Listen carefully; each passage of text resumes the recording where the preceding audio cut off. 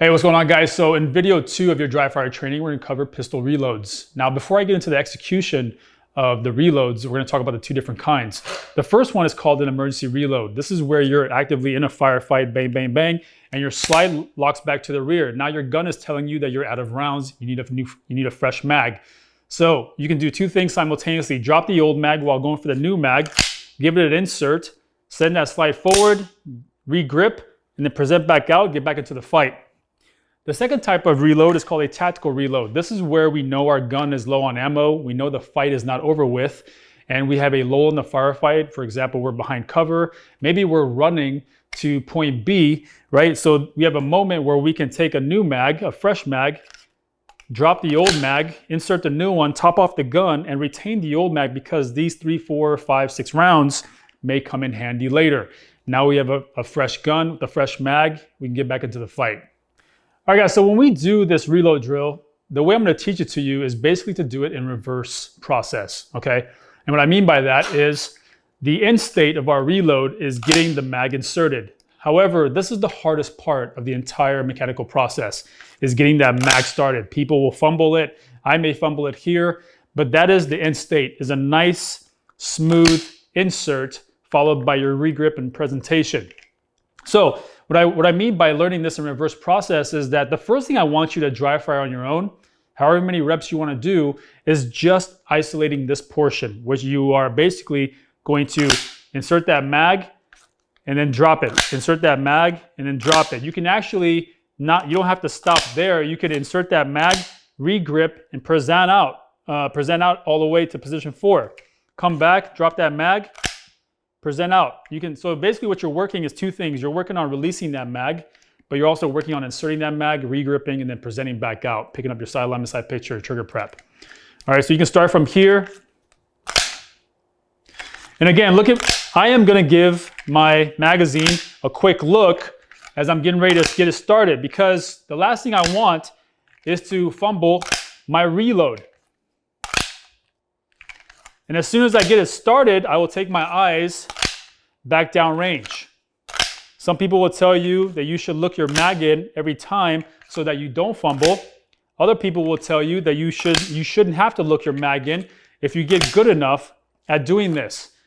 Which, you know what? They both have an argument. However, my preferred method is to quickly take that 0.3 of a second and just look my mag in. But if I attempted to make this mag in, I'm sure I could do it without looking because I built enough motor skill mechanics to actually get the mag in without looking. That's the whole end state, is to be able to get that nice smooth mag insert, re-grip, present out, doing work. But I highly encourage you guys not to try to do the no look early. Don't do the no look early. You should be able to get thousands and thousands of reps in with each one of your guns before you attempt a no look. I still, even to this day, discourage the no-look mag insert because right now I'm in a controlled environment. I'm nice and relaxed, nothing's stressing me out. But when I'm out there and I'm under stress and my adrenaline's pumping and I'm scared for my life and I'm getting shot at, that whole smooth, the whole smooth, calm environment goes away. Now, can I do this without looking while all those stressors are applying to me? I don't know. That's why I don't take that chance. I'm going to basically give this mag a look on the insert, which again takes me 0.3 of a second. It may take you longer. Some people it takes less. But to me, that's not a lot of time, and I can quickly take my eyes off of that range, give it a look to get inserted. As soon as it gets inserted, I'm gonna take my eyes back down range, get back into the fight. So spend a good 20, 30 reps on just that mag insert. Isolate that portion. Don't worry about anything else. You're dropping the magazine, you're inserting the new magazine, and then you are just working on those small mechanics, right? Going one step back from that is starting from your mag carrier. So just going from your mag carrier, again, I'm here position 4. I'm just gonna purchase my mag and then insert it. And that's it. Everything else is a continuation, re-grip, present out, side alignment, side picture, trigger prep.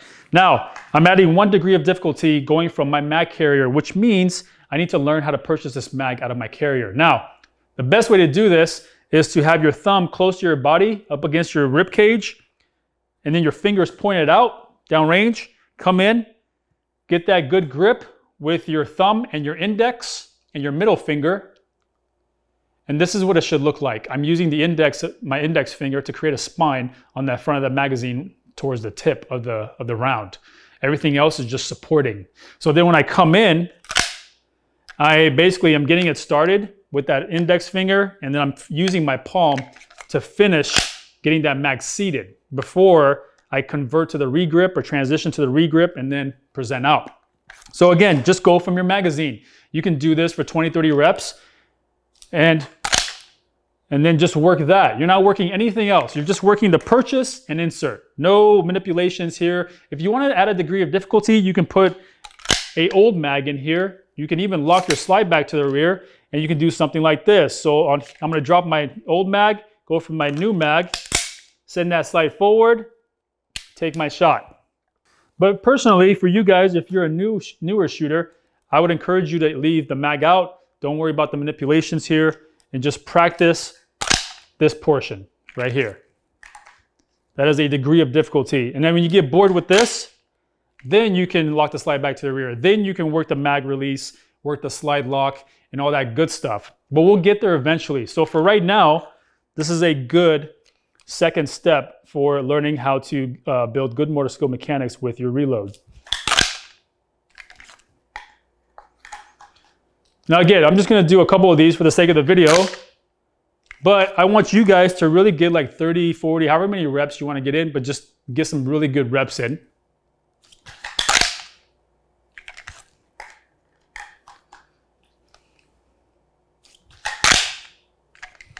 And that's it. So do as many as you need to. Actually, I'll go ahead and load this magazine back in here. Now, we can move from this step, we can move to the whole dropping the old magazine with the manipulations and all that good stuff. We can move to that, but I'm not gonna do it for the sake of the video. You guys can add those degrees of difficulty on your own. The next thing we're gonna do is actually go from the draw. So now we're gonna start this process clean from beginning to end. We're gonna draw our gun, take a shot, and then we're not gonna worry about actually this slide locking back to the rear. Some people will do a 1R1 during dry fire, and as soon as they take that shot, they'll sit here and they'll lock that slide back to the rear, drop that magazine, go for that new magazine, insert it, because they wanna go through the whole process, which I totally get. But again, the most difficult part of a emergency reload is just that mag insert. And your slide lock release, or excuse me, your slide release, or you're coming over a slingshot to get that next round in, that's not really as important. And honestly, if you're doing this manually, you are also building on a good training scar. I should say a bad training scar. All right, so don't worry about that, guys. You don't need to. If anything, if you really want to work your slide stop in there, then lock it back to the rear and start that way from the holster. So when I draw, I take that shot, I put that new mag in, slide release forward, regrip, present out, and I can do that. So you can certainly do that. But what I don't want to see is you guys taking that first shot, dropping or doing this manual lock back to the rear, dropping your mag, putting your new one in, and then sending that slide forward. Now, the only time that's acceptable is if you have a mechanical issue with your gun and your gun just doesn't lock back on an empty magazine, which that is a mechanical issue. The other issue is if you're making too much contact with your thumbs on the gun and causing too much friction, and now you're impeding that slide from locking back. I get it. But if you have a perfectly functioning gun, then don't do this manual slide lock to the rear, because you are building on a training scar. All right, guys, so now we're gonna go and we're gonna do this under part-time to give you guys, again, some structure. I'm all about structure for dry fire. So a good part-time to start is 5 seconds. This gives me plenty of time to draw, take that shot, do my emergency reload, and then present back out and take that second shot. So it's gonna look something like this on a 5-second part-time, okay?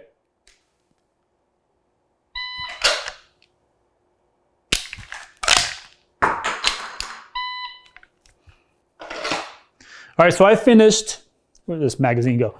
So I finished right under 5 seconds, but I think 5 seconds is a great time, even if you're a beginner shooter, plenty of time. Notice how I took my time to take my shot, and then I did my reload fairly quickly, and then I took my time to take my second shot. right? We don't want to go down the rabbit hole of speed, speed, speed. We're not there yet. Speed will naturally come with proper form and reps and time. So let's do that again, 5 seconds.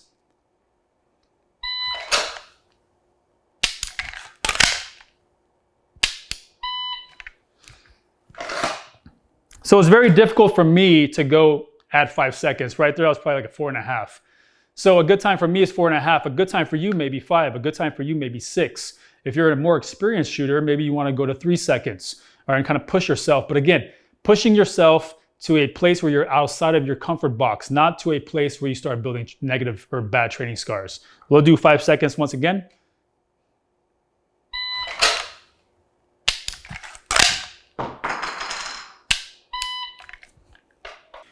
All right, so now we're at 4 seconds. I would have gone to 4.5, but I was already there with my own finish time. I had a par of 5 seconds, and I was finishing at 4.5. So we're gonna skip 4.5, and for me, we're gonna go to 4. For you guys, you can go down in half-second increments, just like we did for the one-shot draw. So you can go to 4:50 if you want. Right now, I'm at 4 seconds. So let's see how this changes things for me.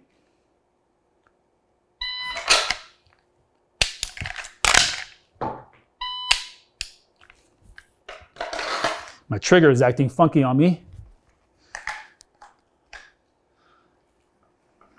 All right, we'll go again.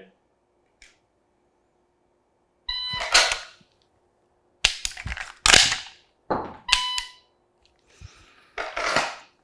right, so I was right there. I was right there at 4 seconds for that. Felt comfortable. I didn't feel rushed. I didn't feel like I was taking too much time. We'll do 4 seconds once more.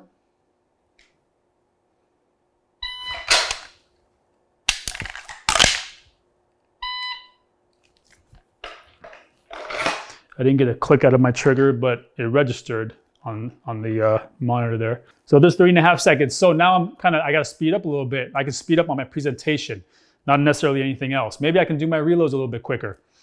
But I want you guys to do as many reps as you need to. I'm doing like 4 or 5 for the sake of the video, but you guys on each part time, if you're doing half-second adjustments, you should be getting like a good 10 to 15 reps in at each one of those part times. And by the time you're done, you should have a good 50, 60 reps in. And then all those reps that you did with isolating the mag insert and also going from your carrier, right? Those are like step 1 and step 2. All right, so we are at 3.5 seconds.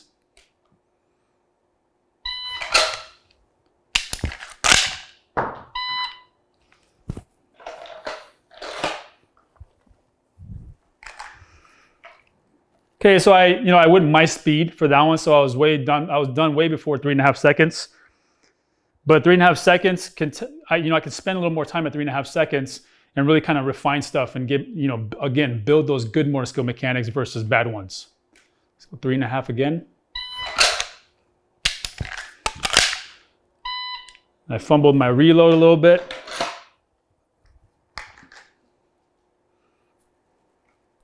Once more.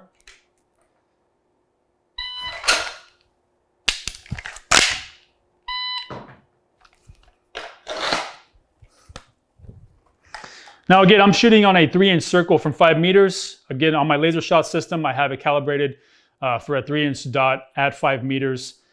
So, at my speed, I really need to, or at this distance for that small of a target, I really need to slow my shots down so I get accurate shots. But as you can see, my grouping's pretty tight. I'm throwing one a little bit left or one a little bit high, but the grouping is actually pretty tight. Okay, let's go again. One more at 3.5.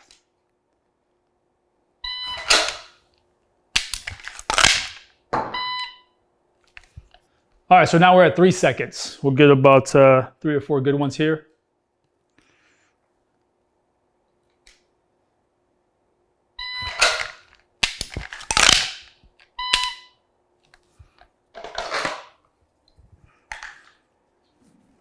Okay, not bad. Let's go again. Fumbled my draw, fumbled my reload. Finish out my shots. That was like a domino effect of just bad stuff. All right, that's why we're practicing. Let's go again.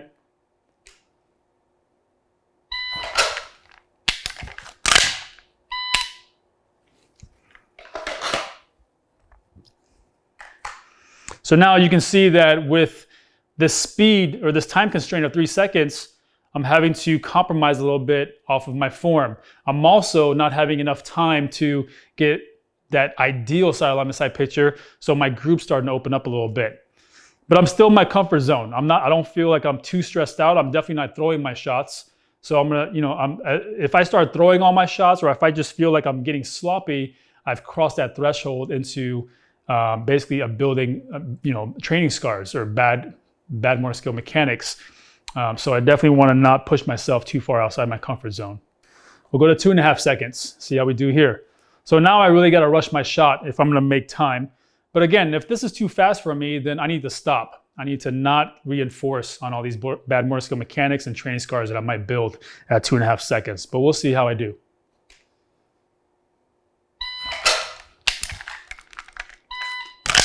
Drop your magazine. Okay, again.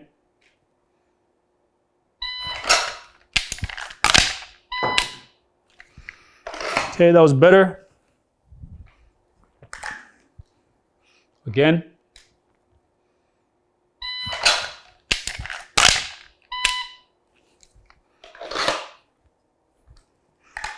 Looks like I threw one high.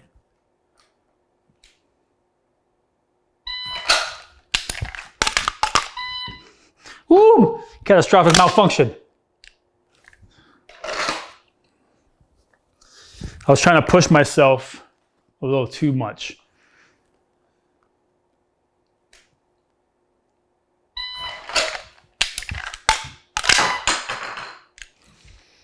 All right, so if I'm just going off my own feedback and how many times I've messed up at this point, I would say that I should spend a lot of time at 2.5 seconds, or maybe even go to like 2:45 or 3 seconds and spend some time there, because I'm consistently messing up somewhere in my process. I'm either not getting my draw clean, I'm not getting a good mag purchase, or I'm not getting a good insert, or a combination of those things. So now for me, 2.5 to 3 seconds is probably my baseline and where I should stay at for a while, and really work that until it becomes fluid, where I am not making those mistakes. I'm actually doing the right thing consistently. I'm getting my shots where I want them.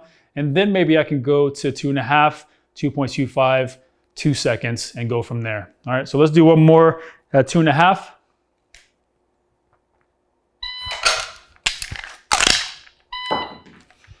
Okay, so I was just a little faster than 2.5 that time. But I want to see consistency. Let's do it again.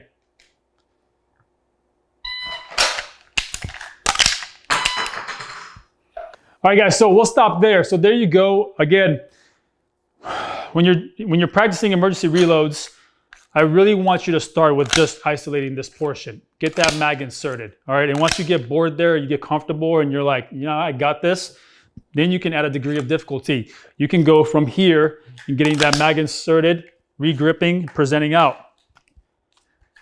Mag inserted, regripping, presenting out. Then you can add another degree of difficulty by leaving the old mag in there. Now you're adding the dropping of the old mag. You're also working on the transfer from your mag release to your slide stop, and you're waiting there for that new mag, and that new mag gets inserted. You send the slide stop forward, you regrip, present out. So there's all these degrees of difficulty that you can add in your progression. But what I don't want you guys to do is just go from the draw, because there's so many portions of this process that you can isolate and really work on and hone in on before you go from the entire process of the draw, shot, reload, shot. All right, there you go, guys. So if you have any questions, you can DM me, leave a comment or whatever, reach out. I'm more than happy to help, but I hope that this helps you really structure your 1R1 training or just your emergency reloads for Dryfire. Cheers.